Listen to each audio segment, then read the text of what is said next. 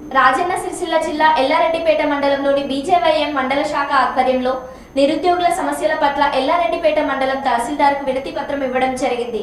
BJP యువ మోర్చా జాతీయ coordinator Anush Yadav మాట్లాడుతూ నిరుద్యోగుల ఆశలను ఆసరగా తీసుకుని అధికారంలోకి వచ్చిన కాంగ్రెస్ ప్రభుత్వం ఇవ్వాలని, నిరుద్యోగులను కనీసం పట్టించుకోవడం లేదని అనుష్ యాదవ్ అన్నారు. ప్రభుత్వం ఇచ్చిన మాదిరిగా 2 లక్షల ఉద్యోగాలను భర్తీ చేయాలని అనుష్ యాదవ్ అన్నారు. నిరుద్యోగ సమస్యల పట్ల ఈరోజు భారతీయ జనతా పార్టీ యువ మోర్చా ఎల్లారెడ్డిపేట మండల శాఖ ఆధ్వర్యంలో స్థానిక ఎంఆర్ఓ గారికి వినతి పత్రం ఇవ్వడం జరిగింది.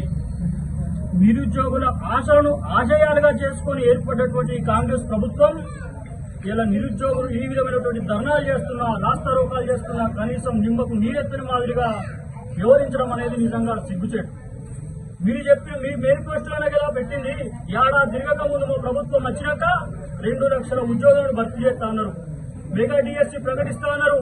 ఆడు 2000 ఇచ్చిండు పోయాడు, 4000 ఇస్తాను నువ్వే కదా రేవంత్ రెడ్డి గారు చెప్పింది.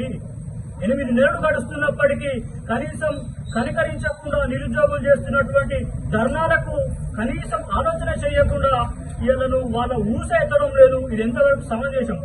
భారతీయ జనతా పార్టీ యువ మోర్చా నిరుద్యోగుల సమస్యల పట్ల ప్రతి నిమిషం ప్రతి క్షణం నిరుద్యోగుల పక్షాన కొట్లాడుతుంది.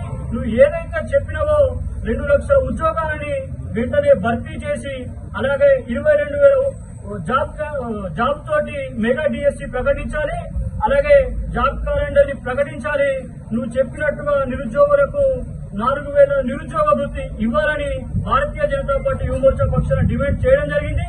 లేని పక్షాన భారతీయ జనతా పార్టీ యువ మోర్చా తరఫున నీ గద్దలు కూలగొట్టడం ఖాయమన్నటువంటి విషయాన్ని ఈ రేవంత్ రెడ్డి సర్కార్ గుర్తుపెట్టుకోవాల్సిన అవసరం ఉన్నదని ఈ సందర్భంగా హెచ్చరిస్తా ఉన్నాం.